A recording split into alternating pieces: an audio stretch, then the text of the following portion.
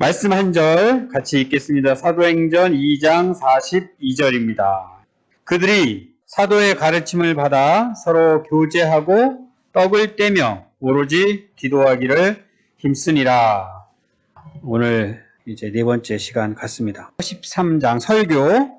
이제 직분에서 설교자, 목사에 대한 이야기를 우리가 할 때 그 중요성을 충분히 생각했고, 그래서 이제 설교가 중요하다는 것은 자연스럽게 또 이어지는 내용인 것 같아요. 참된 교회가 되기 위해서 설교가 얼마나 중요한지 이 예배 가운데 210쪽을 보면은 설교에 대한 이 시대의 신자들의 생각, 설교로 사람이 변하는 것은 불가능하다라는 생각이 팽배해져 있는 상황이죠. 우리 성도님들의 생각은 어떻습니까? 이상적인 대답하지 마시고요. 언약나무 교회에서 하나님의 말씀을 듣고 변화되는 것이 가능하다, 아니면 불가능한 것 같다. 이게 냉정하게 일단은 생각을 해보고요. 혹시라도 지금 그걸 우리가 이제 경험하는 것으로 이제 생각이 되어지는 거니까, 만약에 불가능하다라는 생각이 우리 가운데 있다면 이게 뭔가 잘못된 거다. 불가능하지 않다. 분명히 가능하다. 이건 틀림없이 가능한 것인데 우리가 뭔가를 잘못하고 있는 것이다 라고 생각하실 수 있어요.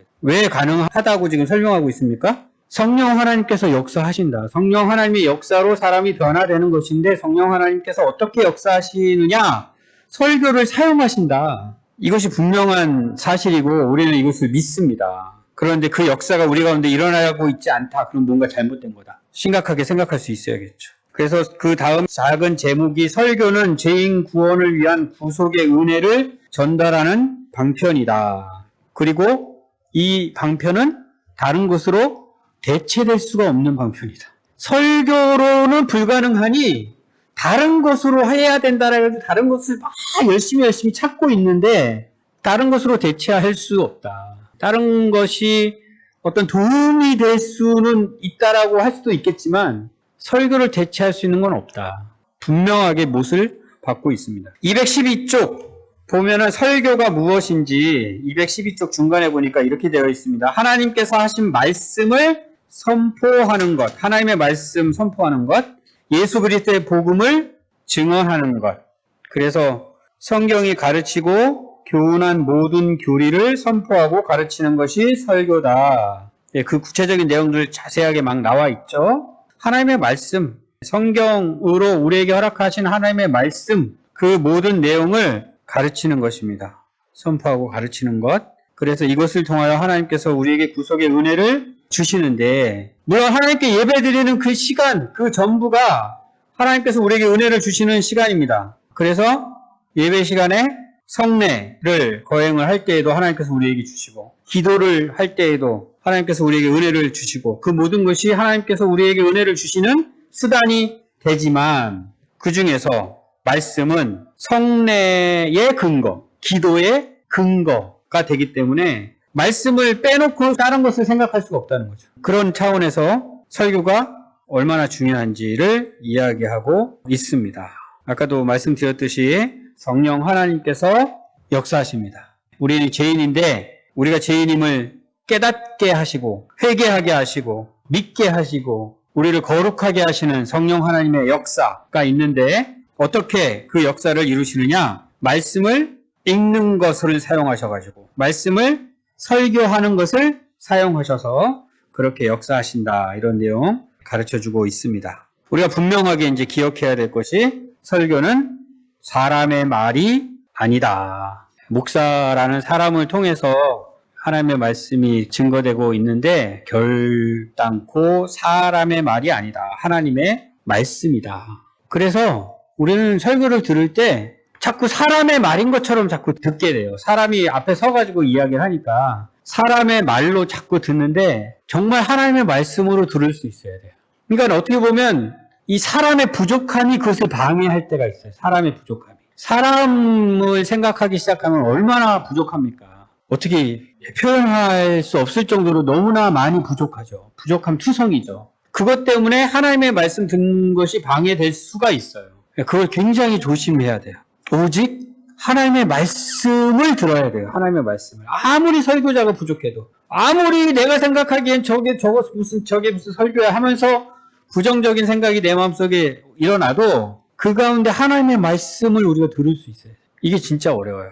제가 이제 신학교에서 설교학 교수님한테 이제 설교에 대해서 이제 배우는데 그 목사님이 어떤 말씀으로 우리에게 가르쳐 주셨냐면 아무리 설교자가 개떡 같아도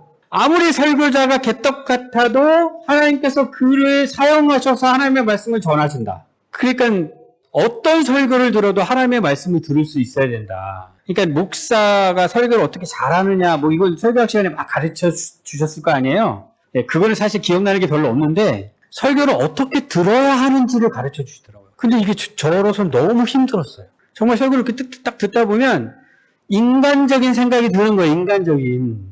저런 소리를, 저 설교 시간에 왜 저런 소리를 막 이런 생각이 들 때가 많잖아요. 그런 생각이 들 때마다 그 교수님이 생각나는 거예요. 그러면 안 된다고 했는데, 저 가운데 하나님 말씀을 내가 들을 수 있어야 된다고 했는데 라는 생각이 계속 떠오르게끔 하신 교수님이에요. 그래서 이 시간에 다시 한번 그 교수님의 말씀을 인용을 해서 우리 성도님들께도 이렇게 권면을 드립니다. 하나님께 예배를 드릴 때 하나님께서 어떤 설교자를 사용하시는데 정말 우리가 인간적으로 보면 그가 너무나 형편없고 인격적으로도 너무 개떡같고 전하는 설교의 내용도 정말 말도 안 되는 이야기를 한다 할지라도 하나님께서 그 시간에 그 설교 시간을 통하여 나에게 말씀하시는 것이 무엇인지 들을 수 있는 마음 되어야 돼요. 하나님을 예배하는 시간이고 하나님의 말씀을 듣는 시간이기 때문에 그렇게 해야 돼요. 예, 저도 어렵습니다. 예, 이거는 저도 어려운 건데 이렇게 전해드리면서 우리 성도님들이 그렇게 하나님의 말씀을 들을 수 있는 분들이 되었으면 좋겠다라는 말씀을 드립니다. 그리고 이제 요새는 설교자가 너무나도 쉽게 접할 수 있잖아요. 설교 정말 잘하시는 목사님들이 너무 많고 그분들이 다 인터넷에 지금 떠돌고 다니시잖아요. 그래서 언제나 내가 정말 좋아하는 목사님의 설교를 들을 수 있는 상황이 되어 있는 이때에 내가 섬기는 교회 목사의 설교는 너무나도 수준 차이가 나는 것이 느껴지는 그런 상황 가운데 있죠. 이것이 또 교회의 위기입니다. 이것이 진짜 심각한 교회의 위기예요. 그러니까 섬기는 교회가 있고 그 교회에서 예배는 드리는데 그 시간에는 설교 시간에 하나도 들리지가 않고 그 예배 끝나고 가가지고는 자기가 좋아하는 목사님 이렇게 검색해가지고 말씀 들으면 너무 좋고 이렇게 신앙생활 하는 것이 심각한 위기다. 그 부분에 대해서 이야기를 하고 있는데 지금 언약나무 교회 섬기시는 우리 성도님들은 언약나무 교회에서 설교하고 있는 목사가 아무리 부족한 사람이라 할지라도 이 목사를 통해서 하나님께서 주시는 말씀을 들으실 수 있어야 한다. 충실하게 들으실 수 있어야 한다. 그리고 목사를 위해 기도해야 한다. 꼭 기억하시고 이렇게 함께 교회를 세워갈 수 있었으면 좋겠습니다. 그 다음에 이제 설교가 아닌 것들 하면서 이제 바른 설교가 무엇인지를 말씀을 해주시려고 하셨습니다. 그리고 자격이 없는 그래서 이거는 직분할 때도 이야기를 했었죠. 목사 직분이 그렇게 공적으로 설교할 수 있는 자격으로 주어진 거기 때문에 그것도 이제 하나님께서 세우신 직분이기 때문에 함부로 목사가 아닌 자가 설교해서는 안 된다라는 말씀을 가르쳐주고 있고요. 그 다음에는 이제 목사가 설교를 한다 할지라도 성경적으로 전하지 않는 것은 설교가 아니다. 이게 좀 전에 제가 말씀드린 것과 충돌이 일어난다라고 볼 수 있어요. 그죠? 이 부분이 이제 어려운 거예요. 성경적으로 전하지 않는 것, 어떻게 해야 되느냐. 그러니까 성경을 읽으셔야 됩니다, 성도님들이. 성경이 뭔지 알아야, 성경을 통해 하나님께서 말씀하신 게 뭔지 알아야 설교자들이 엉뚱한 얘기 하는지, 정말 하나님의 말씀을 전하는지 알 수 있잖아요. 그죠? 그리고 엉뚱한 이야기를 하는 설교를 할지라도 그 가운데 하나님의 말씀을 내가 들을 수가 있죠. 엉뚱한 얘기를 하나님의 말씀으로 들으라는 말씀이 아닙니다. 그런 말씀이 아니에요. 그래서 성경적으로 전하지 않는 것 설교가 아니다. 그래서 견실한 설교, 건강한 설교, 바른 설교가 되어야 하는데 그 설교는 어떤 설교냐? 오직 성경에 기초한 설교, 그리고 성경 전체에 기초한 설교. 그래서 어떤 한 본문의 의미를 성경 전체하고 어울리지 않게 왜곡해서 우리가 전할 수 있는데 그래서는 안 된다. 전체와 어우러지게 하나님의 뜻을 잘 발견해서 하나님의 말씀을 전할 수 있는 그런 설교가 되어야 하죠. 그래서 그런 설교를 어떻게 준비할 것인가? 이건 이제 목사들이 잘 알고 또 실천해야 될 문제인데 또 이것을 위하여 우리 성도님들이 또 협조하고 기도하고 이렇게 해주셔야겠죠. 큰 주의와 부지런함으로 준비해야 한다. 이게 결코 가볍게 다루어서는 안 되는 일. 이것 역시 우리가 직분 이야기를 할 때 다뤘던 부분이라 가볍게 얘기하고 넘어가겠습니다. 그리고 더불어 성령님의 나타나심과 능력을 의지해야 한다. 220쪽 보니까 그런 말씀이 있죠. 그러기 위해서는 어떻게 해야 한다? 기도해야 한다. 이것은 사람의 말 아니고요. 하나님의 말씀을 전하는 것이기 때문에 성령 하나님의 역사하심이 없으면 설교할 수 없습니다. 그래서 이것을 위해서 또 열심히 기도를 해야 하고요. 또 성도님들은 또 함께 기도를 해 주셔야겠죠. 그래서 어떻게 들을 것인가로 이어집니다. 우리 성도님들께 또 중요한 내용이라고 할 수 있겠죠. 부지런히 기도해야 한다. 그래서 우리 교회는 한 주 전에 설교 본문을 다행히 이렇게 알려드리고 있습니다. 그래서 그 설교 본문을 한번 읽고 어떤 말씀 주실까 기대하는 마음으로 설교자를 위하여 또 기도하실 수 있을 것 같아요. 그렇게 또 기도를 해주시기를 부탁을 드립니다. 더불어 그 설교를 들어야 하니까, 그렇죠? 들어야 하니까 예배를 꼭 참석을 해야겠죠? 예배 빠지지 않고 참석해서 설교를 들을 수 있게끔 해야 되는 거고, 당연한 얘기 뭐 하고 있습니다. 그 다음에 주일 예배를 준비를 하는데, 약간 이제 기도로 준비하는 것과 더불어 토요일, 주일 예배를 드리는 바로 전날, 토요일, 어떻게 준비할 것인가? 우리가 우리들의 삶을 이렇게 돌아보면, 뭐 요새는 토요일도 쉬는 날이지만, 뭐 주일 당연히 쉬는 날이니까 늦게까지 뭐 자유롭게 시간을 보낼 수 있다. 내일은 뭐 일찍 안 일어나도 되니까 이런 마음으로 밤늦게까지 뭘 하고 뭐 이러는 일들이 생겨요. 또 우리 장년들은 뭐 덜 그럴 수도 있지만 우리 청년들과 학생들은 또 그렇게 생각하고 주일 예배를 준비한다라는 생각을 갖지 않는 그런 일들이 생길 수 있는데 장년들이 모범을 보여주시면서 우리 청년들과 학생들도 주일 예배를 위해서 토요일부터 준비할 수 있게끔. 그리고 지각 얘기 나오죠? 이런 건 꼭 기억을 하셔야 합니다. 이거 시간 같은 거는 정말 습관인 것 같아요. 그래서 딱 10시에 맞춰가지고 온다는 생각하지 말고 미리 와서 준비한다라는 생각으로 그렇게 예배를 드릴 수 있었으면 좋겠습니다. 그리고 223쪽에 이거 너무나도 중요한 거. 이런 분이 있다는 거죠. 말씀을 듣고 주일날 말씀을 듣고 집에 와서는 오늘 말씀 그게 맞나? 이런 생각이 들어서 조직신학 책을 찾아보면서 확인을 한다는 거죠. 와, 이래야 되는 겁니다. 이게 진짜 참된 교회의 증거입니다. 하나님의 말씀을 듣고서는 그러한가 해야 돼요. 그러한가. 과연 하나님의 말씀이 그러한가? 말씀 듣고 아멘 끝 하면 안 되고요. 오늘 말씀 듣고 그러한가 라는 생각을 하고 정말 그것이 하나님의 말씀이 확인이 되면 정말 생명의 말씀으로 마음에 담고 그 말씀 가지고 살아야 하는 그때 성령 하나님께서 역사하시죠. 성령 하나님의 역사로 우리가 변화되어지는 역사가 나타나죠. 열매가 맺어지죠.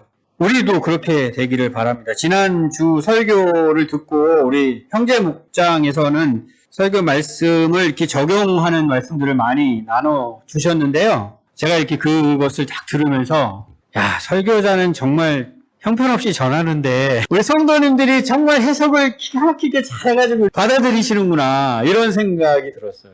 그러니까 제가 표현을 제가 정확하게 못하는 그런 부분들이 있거든요. 그리고 그런 것들을 자세하게 하려 보면 또 시간이 막 길어지니까 최대한 줄여가지고 이렇게 하다 보면 제가 부가적으로 설명하지 못한 분들이 많이 있는데 그 부분들을 다 잘 소화하시면서 받아들이시는 것을 보고 역시 영남교회 성도님들은 든든하다라는 그런 생각이 들었습니다. 너무 감사했고요. 그렇게 하나님의 말씀을 듣고 과연 그런가 생각하시면서 우리 삶 가운데 실질적으로 적용할 수 있게끔 하셔야 합니다. 우리 성도님들의 역할도 그래서 굉장히 중요하죠. 마지막으로 천국 문을 열고 닫는 설교. 설교가 천국 문을 열고 또 때로는 천국 문을 닫는다. 우리가 교리 공부할 때도 이런 것을 다뤄본 적이 있는데 하나님의 말씀이 선포가 됩니다. 예수 그리스도로 말미암아 구원을 받는다는 이 복음이 선포가 될 때에 그것을 믿음으로 받아들이면 천국문이 그때 열리는 거예요. 그것을 거부하면 천국 문이 닫히는 거죠. 그 역사가 설교 시간 가운데 일어납니다. 정말로 놀라운 일이죠. 그래서 이 설교의 중요성을 우리가 꼭 기억하고 설교를 잘 또 듣기 위해서 우리가 어떻게 준비하고 또 협력하고 또 기도해야 하는지 기억할 수 있었으면 좋겠습니다. 14장으로 넘어갈게요. 세례와 성찬. 우리의 믿음을 강하게 하기 위해 주신 성례, 세례와 성찬. 아까도 이제 하나님께서 은혜를 주시기 위하여 말씀, 설교 이것을 우리에게 주셨다고 했는데 이 성례도 마찬가지죠. 세례와 성찬도 우리의 믿음을 강하게 하시기 위해 주셨습니다. 전에는 종교개혁 이전에는 7가지 성례가 있었고 그것을 가톨릭 교회가 지켜왔는데 다 폐지시켰죠. 2가지만 남기고 다 폐지시켰습니다. 2가지만 남긴 이유는 예수님께서 만드신 성례이기 때문에 2가지만 남겼고 그 2가지도 말씀에 근거해서 말씀에 합당하도록 개혁을 했습니다. 그래서 우리가 지금 그 성례를 지금 지키고 있는 거고요. 우리가 말씀을 통하여 구원을 우리가 받는데 믿고 구원을 받는데 그것은 우리 눈에 보이지 않죠. 그런데 그것을 보이게끔 예수님께서 우리를 위하여 만들어 주셨습니다. 그래서 228쪽 보면은 성례는 말씀의 가시적인 표현이다 이렇게 되어 있습니다. 말씀은 보이지 않지만 성례를 통하여 우리가 볼 수 있도록 하셨습니다. 그래서 우리가 구원받았다라는 이것을 보험으로 우리의 믿음을 더 강하게 만들어갈 수 있습니다. 그래서 세례 예식에 참여할 때마다 세례 받을 때만 그런 게 아닙니다. 다른 사람이 세례를 받을 때 그것을 보면서 그 예식에 함께 참여하는 모든 분들이 그 은혜를 같이 누릴 수가 있는 겁니다. 그렇게 세례 예식 또 성찬 예식에 우리가 참여할 수 있어야겠죠. 구약의 할례랑 비교를 하면서 구약 시대에 하나님의 백성을 구별했던 할례 예식 지금은 폐지되었고 이제는 세례를 통하여 우리가 하나님의 자녀가 되었다라는 것을 드러내는 게 되죠. 하나님께서 우리의 아버지가 되셨다라는 것을 증거해 준다라고 되어 있습니다. 그리고 이제 삼위일체 하나님의 이름으로 받는 의식. 우리가 성부와 성자와 성령의 이름으로 세례를 주노라 하면서 세례를 줍니다. 그렇게 세례를 받는 의미를 우리 바빙크 선생님께서 이렇게 멋진 글을 230쪽, 231쪽에 걸쳐서 있는 거 삼위 하나님의 이름으로 세례를 받는 것의 의미를 이렇게 설명하고 있습니다. 우리가 성부의 이름으로 세례를 받을 때 성부 하나님께서 우리의 증인이 되시고 우리를 보증하시며 우리와 영원한 은혜 언약을 맺으십니다. 그뿐 아니라 우리를 자신의 자녀와 상속자로 입양하셔서 모든 선한 것을 주시며 모든 악을 피하게 하시거나 그 모든 악을 우리의 유익으로 바꾸십니다. 우리가 성자의 이름으로 세례를 받을 때 성자께서 우리의 모든 죄를 자신의 피로 깨끗하게 하시고 자신의 죽음과 부활의 교제에 우리를 참여케 하심으로 우리는 우리의 모든 죄로부터 자유롭게 되며 하나님 앞에서 의로운 자로 인정받게 됩니다. 우리가 성령의 이름으로 세례를 받을 때 성령께서는 거룩한 성례를 통해 우리에게 다음과 같은 확신을 주십니다. 곧 성령께서 우리 안에 거하셔서 그리스도 안에서 우리가 영생을 얻은 택자들의 모임 가운데 어떤 흠도 없는 존재로 서게 될 때까지 우리를 죄에서 깨끗하게 하시고 우리의 삶을 날마다 새롭게 하심으로 우리를 그리스도의 사람으로 거룩하게 하신다는 사실입니다. 성부 하나님, 성자 하나님, 성령 하나님께서 우리의 구원을 위하여 어떻게 역사하시는지 그 의미를 담고 있습니다. 그래서 우리는 삼위 하나님의 이름으로 세례를 받습니다.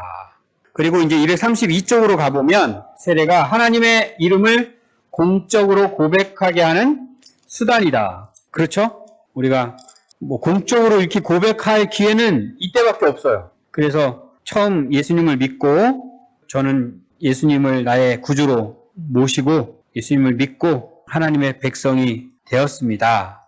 이런 고백을 하고 세례를 받게 됩니다. 이것을 통하여 참된 교회를 구분할 수가 있다. 그냥 은밀히 알게 모르게 교회가 됐다가 나갔다가 뭐 이렇게 하는 게 아니라 공개적으로 하나님을 아버지로 고백할 수 있는 그런 기회로 이제 세례가 수단이 된다라는 이야기고요.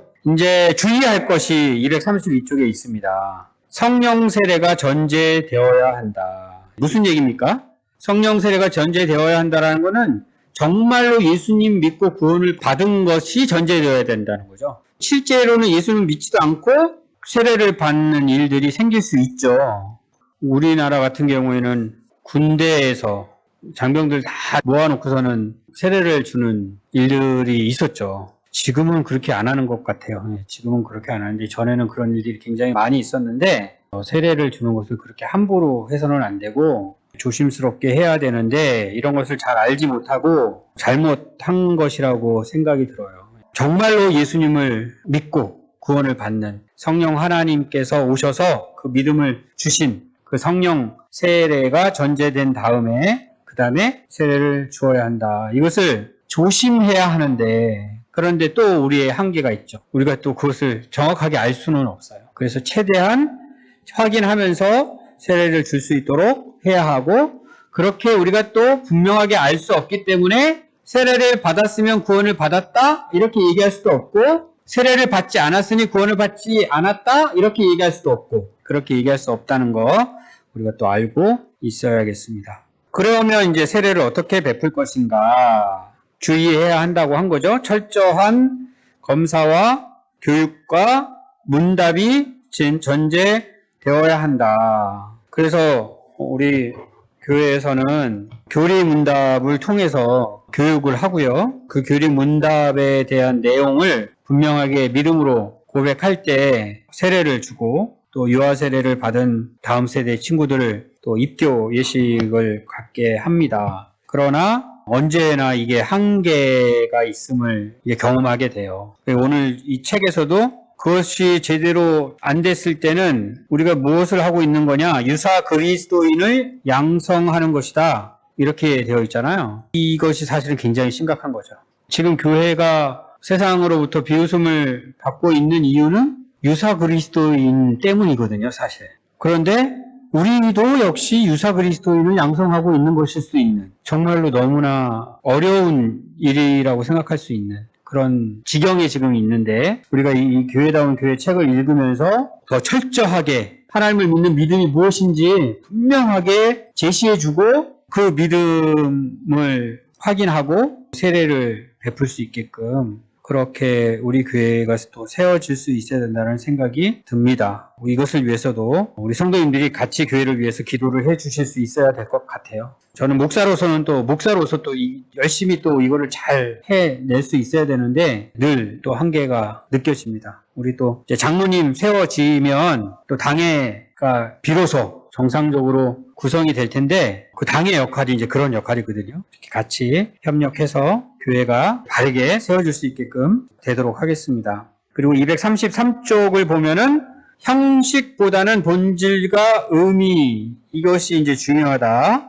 그렇죠? 형식 가지고 자꾸 이야기하시는 분들이 있는데 형식은 중요하지 않습니다. 본질과 의미, 물로 씻어 제사함을 받고 거듭남을 통해 그리스도와 연합하여 하나님의 자녀가 되는 의식이다. 이 의미를 분명하게 알고 세례를 우리가 베풀 수 있어야 될 것 같습니다. 그렇기 때문에 단 한 번만 받으면 된다. 내가 얼마나 이해하고 그 세례를 받았는지 뭐 이런 거 괜찮다는 거죠. 모르고 받았어도 괜찮다는 거죠. 한 번 받았으면 됐다는 거죠. 그리고 형식 같은 것도 침례를 받으면 강이나 바다에 나가서 침례를 받으면 또 그럴듯하다라는 또 인식을 우리가 갖게 되는데 그런 것도 아니다. 그 형식에는 중요한 의미가 없다. 그것을 우리가 분명하게 또 생각할 수 있어야 될 것 같습니다. 234쪽에 보니까 그래서 이 세례는 우리의 전생에 걸쳐 효력이 있다.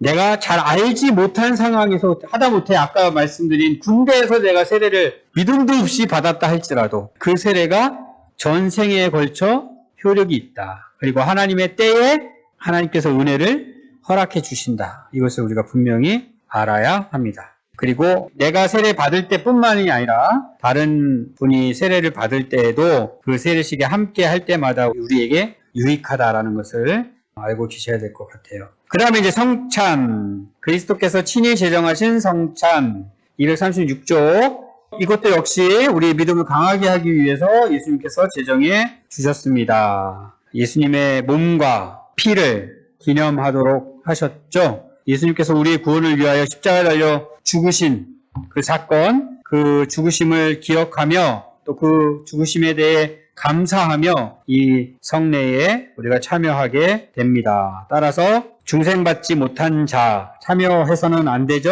이 속죄의 교리를 이해하지 못한 자 참여해서는 안 됩니다. 그래서 성찬을 잘 분별하고 우리가 참여할 수 있어야겠습니다. 하나님의 백성들을 위한 영적 식탁 237쪽에 있죠. 성찬 제정 목적, 우리로 하여금 영적으로 잘 자라게끔, 그리스도의 관계는 더 깊어지게끔, 하나님께 감사할 수 있게끔, 성도들을 사랑할 수 있게끔 우리가 영적으로 이 식탁이 꼭 필요하다, 성찬 예식이 꼭 필요하다, 이런 말씀을 주고 있는데 238쪽 가면은 이런 표현까지 있어요. 우리에게 영적 생명이 있는데 영적 생명에 자양분을 주는 영적 식탁이다. 우리 육적 생명에 자양분이 없으면 배고프죠. 일단은 배고프고 그 다음에는 병에 들겠죠. 아프죠. 그리고 죽죠. 그렇게 되는 것처럼 우리에게 영적 생명, 예수님을 믿음으로 시작된 영적 생명이 있는데 그 영적 생명의 자양분이 성찬이다. 이렇게 생각하면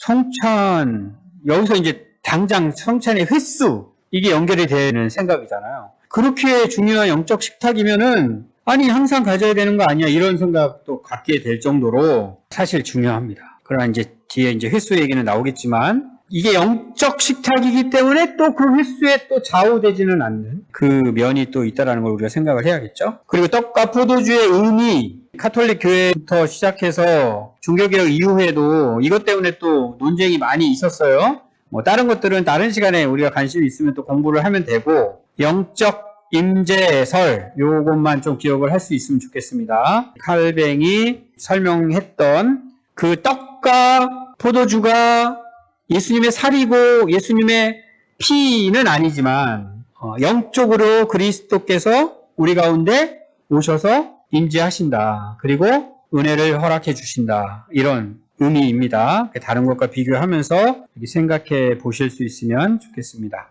그 다음에 이제 성찬 집례와 참여 시 주의할 점, 이런 거는 잘 기억을 해야겠죠. 일단 참석해야 하고, 아까 예배도 참석 이야기 드렸는데 설교 꼭 들어야 된다, 이런 이야기 했는데 성찬도 마찬가지입니다. 참석할 수 있어야 됩니다. 그리고 그 의미를 바르게 알고 참석해야겠죠. 그리고 이제 횟수, 여기도 이제 설명하고 있죠. 예, 가능한 자주. 이렇게 지난번에도 말씀드린 것 같은데 지금 정해져 있는 거는 한 달에 한 번인데 코로나로 인하여 저희가 지금 자주는 갖지 못하고 있습니다. 못하고 있는데 2월 첫째 주 정도에 다시 성찬 예식 우리가 가지려고 합니다. 그때마다 우리가 잘 준비하고 분별해서 참여하고 또 은혜를 누리는 시간이 될 수 있어야겠습니다. 그리고 이제 여기도 마찬가지지만 항상 마찬가지입니다. 극단적으로 생각하는 사람들, 주장들 있는데 우리는 그러지 말고 지혜롭게 생각하고 대처하고 또 이야기할 수 있었으면 좋겠습니다. 240쪽 아래에 보면은 성찬을 합당하게 참여하는 것, 어떻게 해야 하는지, 겸손과 경외감으로 성례를 받기 위해 자신을 살피고 나와야 한다. 늘 성찬 예식 참여할 때마다 우리가 강조하고 있는 것입니다. 주님의 살과 피를 분별해야 합니다. 그리스도로 인하여 내가 구원받았다는 그 사실, 예수님이 나를 위하여 죽으셨다는 그 사실 분명하게 알고 믿고 그 은혜에 감사함으로 참여해야 합니다. 자신의 믿음이 제대로 되어 있지도 않은데 그냥 예배에 참석하고 그냥 성찬 예식에 함께하고 이런 일들이 있어서는 안 됩니다. 정말로 조심해야 되는 부분이고요. 그리고 이제 마지막으로 241쪽에 보면은 한편으로는 엄숙하게 다른 한편으로는 기쁘고 소망스러운 예식으로 우리가 예식을 가져야 한다라고 되어 있죠. 예수님의 죽으심을 기억하는 것이기 때문에 우리가 엄숙한 분위기를 갖게 되는 것은 어쩔 수 없는 것이지만 예수님의 죽으심만 생각하는 것은 아닙니다. 새하늘과 새 땅에서 새로운 곳으로 먹고 마실 날 그것을 고대하는 소망의 예식이라고 설명하고 있죠. 그래서 또 기뻐할 수 있어야 합니다. 이 예식의 의미를 제대로 알고 소망을 가지고 기쁘게 감격하면서 이 예식에 참여할 수 있는 우리가 되어야겠습니다.